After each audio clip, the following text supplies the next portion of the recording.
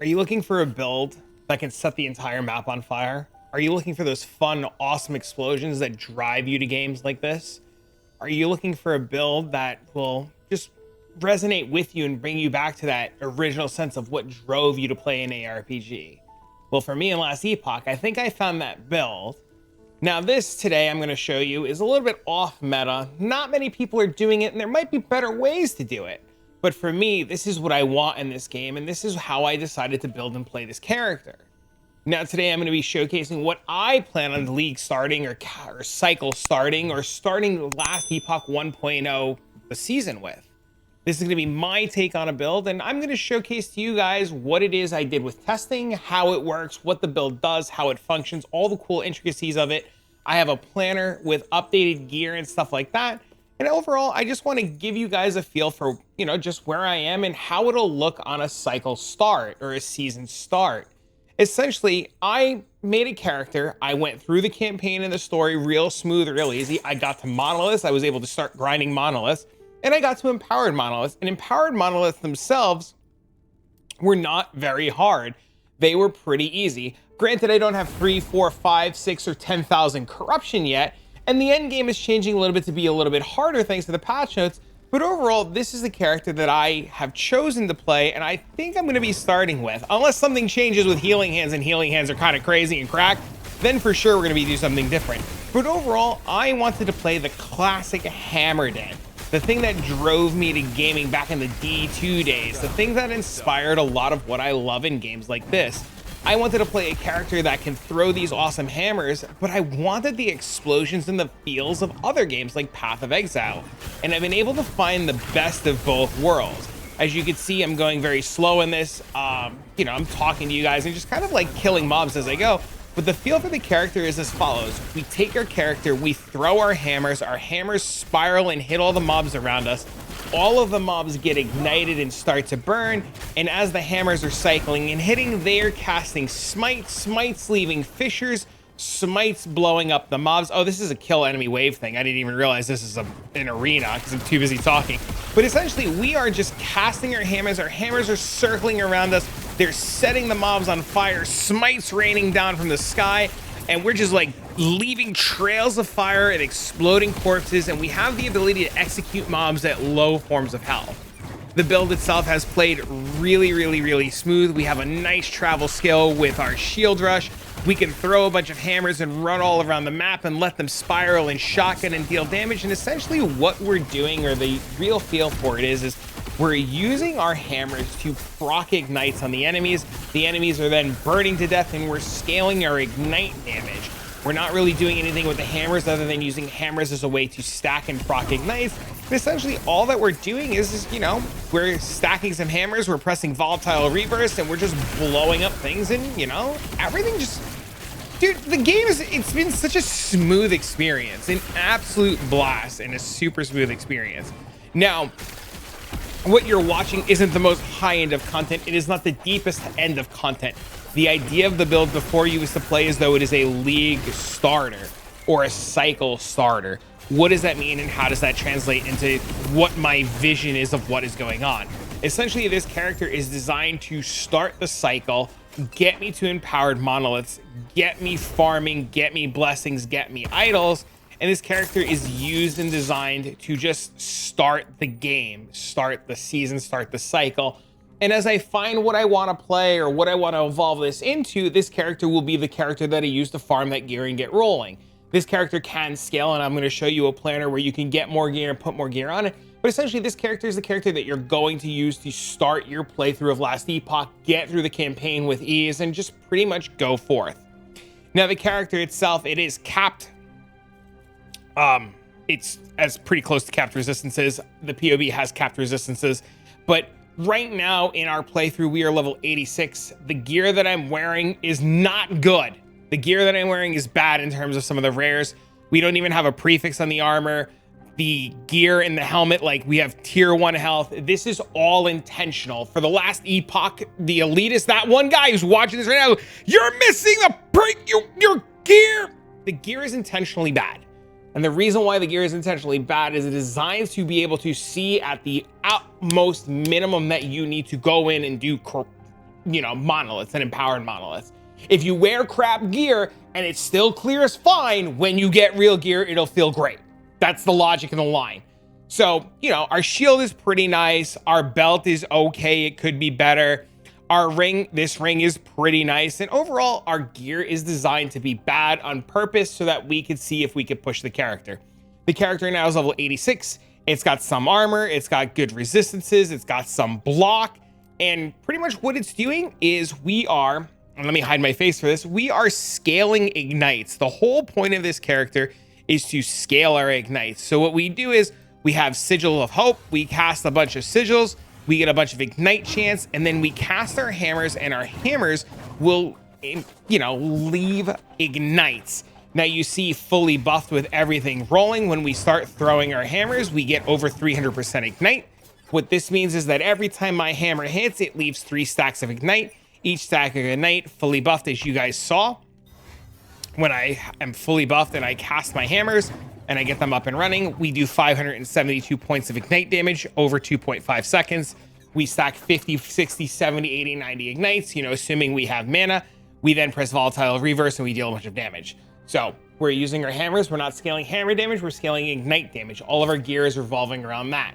So what do I mean by this? We use things like Firestarter Torch as a very simple basic item. This item will give us Spreading Flames, which is a fire dot. We will get more damage to things inflicted by Spreading Flames, and we have damage over time. This Firestarter Torch is actually probably best in slot until we get LP and we slam gear into our LP torch. But essentially, we're using Firestarter Torch as the main backbone of the build that we're playing right now. So as soon as you get this weapon, all of your damage will scale to the moon. Essentially, Spreading Flames is a dot that we put on the mob. To my understanding, when Spreading Flames is on the mob will take more fire damage, and then we increase our dot damage. So this weapon just does everything we want it to do. And then from there, we just use the gear itself to scale itself. We have a helmet that gives us fire damage over time. We have an armor that gives us fire damage over time. We have an amulet that gives us elemental damage over time and fire penetration. We have a shield for defenses. We have a belt for more elemental damage over time. We have boots because they're just good boots. We have Burning Avarice. This gives us our elemental leech and our sustain. Now our glove slot's gonna change thanks to the patch notes today, and we'll talk about that in a second when we pull up the planner. And we use Code of the Erased Sentinel for +1 to all skills, and Armor Mitigation applies the damage over time. This also has Weaver's Will on it, and if you don't know what Weaver's Will is, it's essentially as we kill mobs, the item will level up and get cool affixes. But essentially, that's the build, and this is what we're doing. We're using a Smite Idol so that when we cast, you can cast Smite with throwing, and we're just pretty much playing hammers with Holy Aura, Sigils, the Volatile Reverse, and Smite. Our hammers are designed to spiral. We want the hammers to trail behind us. We want to drag mobs with us. We don't want the hammers to circle us. You can have the hammer circle us. It adds a lot of mana to it. We don't want to really add that. But essentially, we want our hammers to circle around us like we're an old school Hammerden, fly all around, hit all the mobs. From there, we have a chance to deal double damage. We throw our hammers faster. Our hammers, we add more hammers. So we have every time we throw a hammer, every time we throw a hammer, we throw 5 hammers. Our damages or our mana cost is reduced by 6, and hammer throw deals more damage. I have confirmed this does indeed scale our ignite damage, which is really, really, really, really, really cool. This also gives us double projectiles. So we have more projectiles here and more projectiles here. From there, we have hammer throw speed. We have Guardian Zeal. This gives us more throw or just more overall damage. And it's pretty cool. You're using your hammer, you're granting a stack of haste, which gives you damage and critical strike chance. You're not too worried about the critical strike chance, but you're gaining 30% global damage. With 3 stacks of smite, we also get 30% chance to ignite per stack, so we're gaining 90% chance to ignite. Overall theme, stack ignite, stack more dot damage, burn the mob to the ground. Now, the reason that we're doing this is when we throw our hammers and we scale our fire damage and our dot damage or ignite damage and we have an idol, the idol that triggers smite, our smite is then also igniting. So since we have 300% ignite, ignite has another 125% chance. We have 400% chance to ignite on smite, so we leave 4 stacks of ignite every time we smite. Our smite is also inflicting spreading flames, so if we hit the mob and we don't get spreading flames from our weapon, we get spreading flames from our smite. Our smite is also detonating mobs. So every time smite, or anytime an enemy is killed by smite, it can have a chance to detonate, and that detonate deals damage, which then burns the enemy and kills the enemy. Smite is also leaving a fissure underneath the mob, or a fissure. That fissure is dealing a ton of damage. That fissure damage is scaled to be really wide, and the area of effect is to be really wide, and we're scaling the damage of fissure with, it's multiplicative with other things. Fissure's also scaled by fire, spell damage, damage over time, and attunement. So, because we're scaling damage over time and we're scaling fire damage for our hammers and our ignite, Fissure's dealing a lot of damage. The really cool thing is we throw so many hammers that hit so many times, that proc smite so many times, we're constantly leaving tons of fissures burning the mobs. These will also then inflict 6 feet under, which is for the Path of Exile players in the room, Culling Strike, and then I believe last Epoch calls it Execute. So when our mobs hit 9% health, they get hit by smite, they immediately die, they explode, they deal fire damage, they leave fissures, mobs run into that, mobs get ignited, mobs burn, mobs explode, and you can see the cycle as you saw in the arena where we just were in, where you can do the map and everything explodes. Now we're also using Holy Aura because we're a Paladin. Holy Aura in itself is really good. It's giving us a ton of resistances, and when we press the Holy Aura button, it's just double damage. You're getting a ton of chance to ignite from Holy Aura base. You're getting a ton, and I mean a ton of fire pen from Holy Aura, and you're getting global increased fire damage. So when we press the button and everything doubles, we are just feeling really good about ourselves.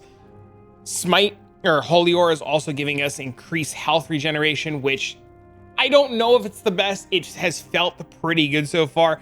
The 2 extra points in this can pretty much moved wherever you want. We get the 2 points here so that we can get poison resistance and cleanse ailments, so that every time we activate Holy Aura, we can cleanse all of our ailments. So instead of using Holy Aura as a double damage buff, you can use Holy Aura as a way to clear all of your ailments. Holy Aura is also giving us 25% to all resistances and 15% to endurance.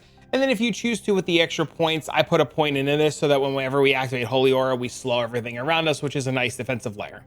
We can also get dodge chance, but we're not really too worried about that. You can get increased physical damage, which doesn't really do anything. We're not scaling phys, and you can pretty much just kind of put the last couple of points wherever you want.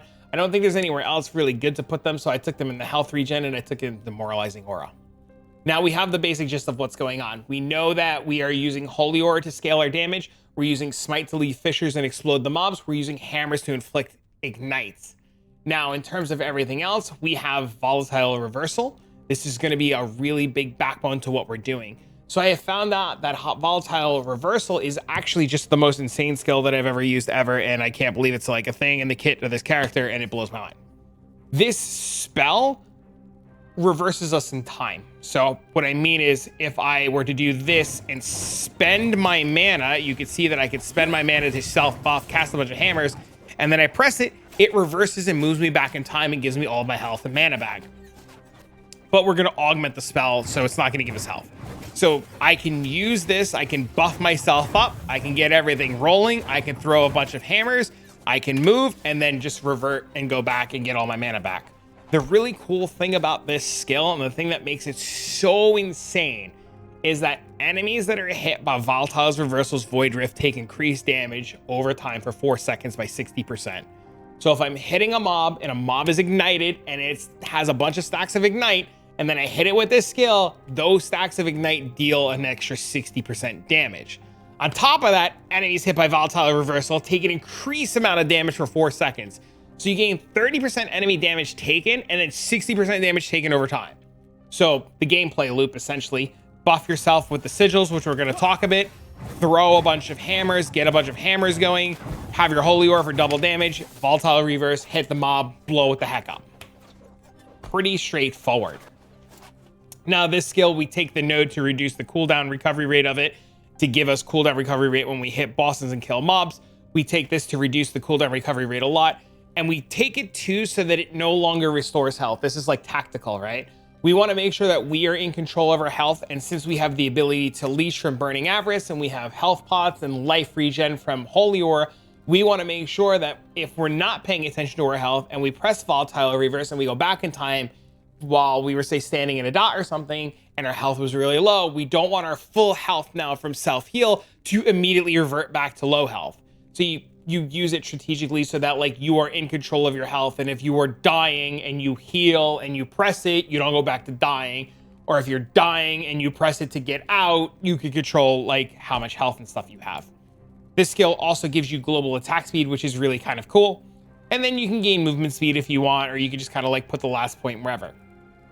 The real thing that I think also brings this build together, I feel like every skill just brings this entire build together, and no matter, every time I talk about it or every time I try to express what's going on, everything about every skill, and every skill is cracked out of its mind, and it's just awesome. We have Sigil of Hope. Sigil of Hope is this really interesting thing. Now, I mentioned with Volatile Reverse that we self-buff ourselves, and we self-buff ourselves with these Sigils of Hope. You can see the 4 sigils right here. These 4 sigils essentially are the thing that make Paladin and make Paladin really strong. These sigils give us additional fire damage and health regeneration. I was doing an Empowered Lagoon, and the sigils by themselves kept me alive through all the waves and all the things. As long as I didn't get hit by the I-beam, I didn't die. We get increased damage per sigil. So we get 20% increased damage per sigil.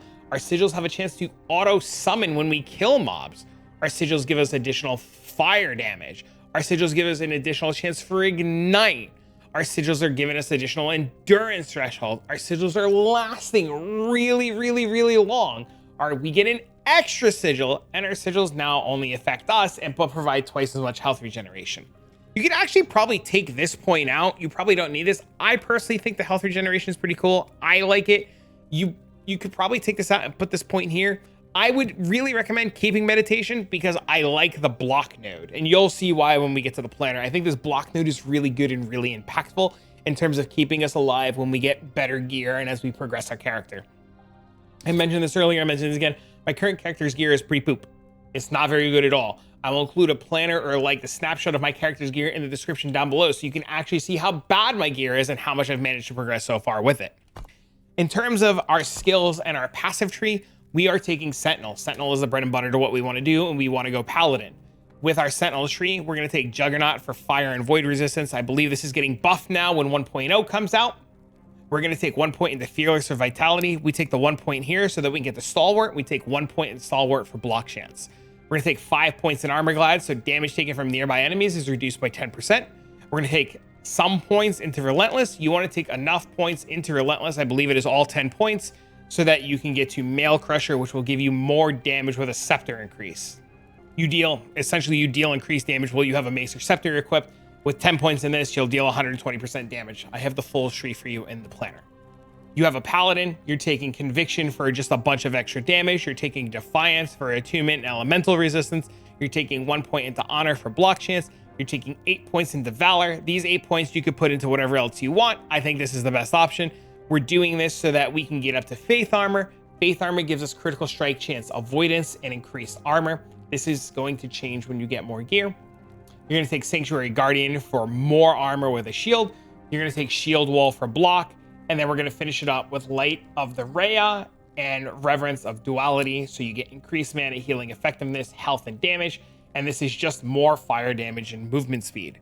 Void Knight, we put 10 points in the Void Knight so that we can unlock Volatile Reversal. We also get a bunch of Void Resistance and Physical Resistance for free doing this.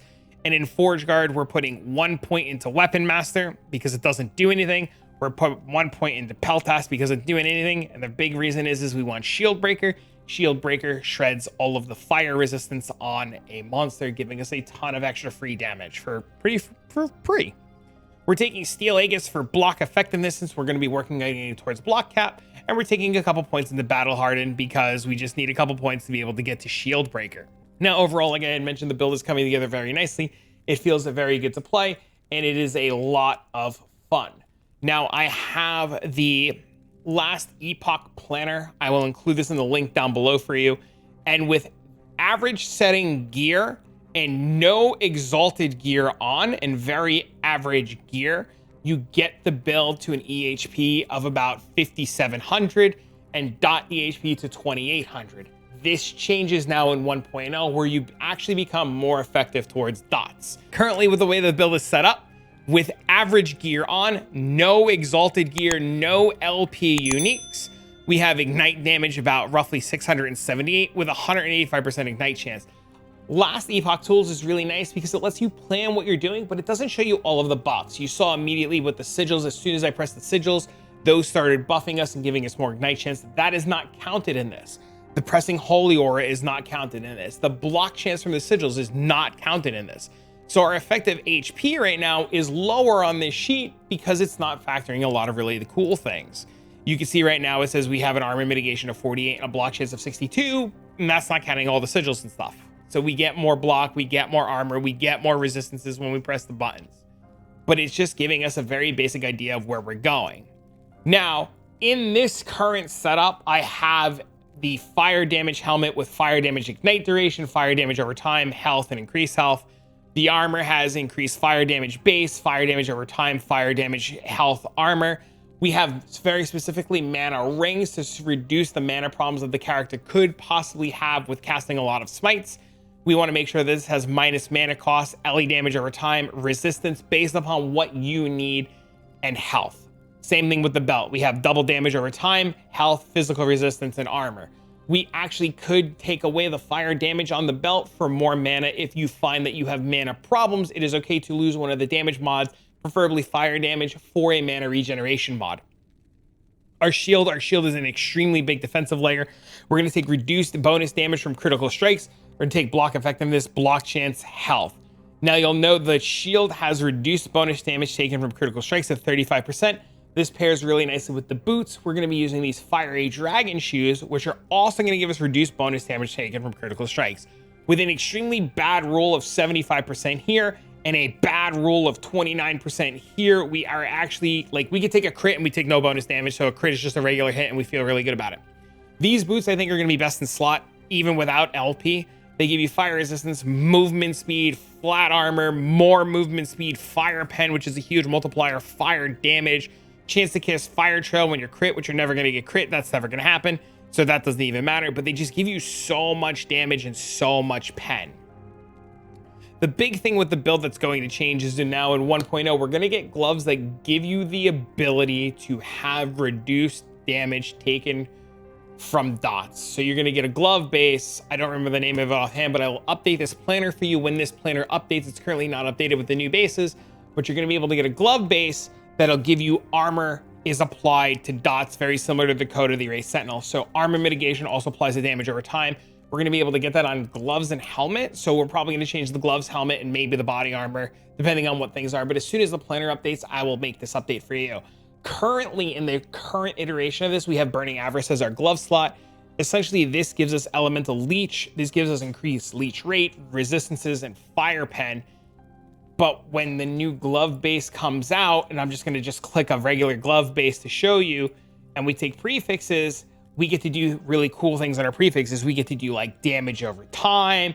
We get to do experimental armor applies to damage over time. So like we can really get tanking, get 100% armors applied to damage over time. If I were to make these gloves now and assume that I had the new gloves that are in the patch notes, we'll just say these are them. We would take reduced damage over time. We would take experimental armor damage over time. We would take a second prefix. Well, I think another damage over time modifier is really, really, really good. I personally would probably more than likely, testing pending, take throwing speed. I think throwing speed is a really, really good prefix.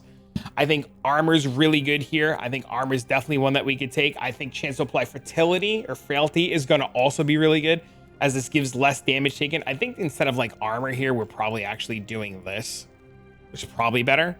And then for the second suffix, we just either want armor, life, resistance, depending on what you're missing. One of the cool things about this build is the suffixes of your gear you'll rotate and put to where you want it to be based upon what's going on. So if you're missing like necrotic resistance or poison resistance, but you have a nice piece of armor that doesn't have that, move it to somewhere else. The same thing with the necklace. Like we have to change our necklace because of the new glove base. So, you know, you want to make sure that while you're looking at what you're doing, you make sure that you put the resistances where you need them to be. But I'll give you a lot of stuff and I'll hold your hand on a lot of it. Our amulet, we're gonna probably, because we're changing the glove base, want a way to leech. Odds are we're gonna change our amulet to Bleeding Heart, as this just gives universal leech. And we're gonna, you know, make this LP and slam a bunch of cool stuff onto it. Our weapon currently in this is an increased damage over time, fire damage, chance to ignite, slow on hit weapon. essentially this is what you want to slam, and I'm leaving this here specifically. This is what you want to like kind of try to slam into your fire starter torch. You know, you want more damage over time, you want more fire damage, you want more ignite chance, you want to be able to slow the mobs on hit. I'm leaving this here specifically so that you could see. Blast Epoch tools, like I had mentioned, does not scale and count for the more fire damage from spreading flames, so we really can't get an accurate DPS number, and I left this here so you guys can kind of see what's going on. You'll note right away too, our EHP went up a ton by having this modifier for armor mitigation for damage over time. So as we make and get these new bases, things will go really well. In terms of our idols, I have very basic idols. I have chance to ignite and fire damage over time. If you get chance to ignite, it is better. Fire damage over time is better. Fire damage, like flat fire damage, is the worst of the idols. So if you can get fire damage over time or chance to ignite, those are what you want to do. Your small idols, you have a lot of options. You want resistance, health, mana. So like I just have health and mana on these. But if you can get like if you need resistances, get the resistance idols and fill in what you're missing with your idols. And then your big idol is just chance to cast smite and block effectiveness. Essentially, since we're getting better gear and we're moving our gear to be like, you know, better, and we get better maxed out gear, we get more block chance, more, you know, more armor mitigation, more block effectiveness, and our EHP is just going to go up. Keep in mind, this planner has no exalted gear on it. Essentially, for the exalted gear, you would take the same exact gear and get it with exalted stats. But overall, that's the build. You know, we have 2 smite idols so that we cast smite all the time. Excuse me, and a bunch of chance to ignite on hit and fire damage nodes. The build, while I've been playing it, has felt great. This is definitely 100% what I'm going to be league starting. The only thing that'll work our way into changing things is the healing hands and making the build a melee-based build, but I haven't been able to like test or POB it. So when the league starts or the cycle starts, I will go out and try healing hands, and if it's awesome and great and it's what I want to be doing, I will make an update to this video.